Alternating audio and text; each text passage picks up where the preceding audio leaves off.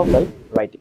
As we know, there are 3 parts in TOEFL writing according to new update. নতুন update অনুযায়ী TOEFL writing এর 3টি part আছে। প্রথমত হচ্ছে সেন্টেন্স মেকিং টাইপ অফ, তারপর হচ্ছে মেইল রাইটিং এবং তারপর হচ্ছে রেসপন্স রাইটিং। এই তিনটা মিলিয়ে আপনাকে লিখতে হবে। তো যেহেতু প্রথমত ফার্স্ট ওয়ান যেটা সেন্টেন্স মেকিং, সেখানে আপনার সরাসরি সেন্টেন্স প্যাটার্নের দরকার, কোনো বলার অপেক্ষা রাখে না। সিম্পল, কমপ্লেক্স, কম্পাউন্ড, তারপর হচ্ছে আপনার অ্যাফার্মেটিভ, অ্যাসার্টিভ যেগুলো আছে, আর মনে করেন ইন্টারোগেটিভ থেকে শুরু করে যা কিছু আছে, নরমালি ইন্টারোগেটিভ সেন্টেন্স বেশি আছে। তো এগুলো তো খুবই এবং খুবই জরুরি। তো TOEFL রাইটিং এ কোন কোন গ্রামার লাগবে, এটা একটা ওয়েল বাজিং কোয়েশ্চেন।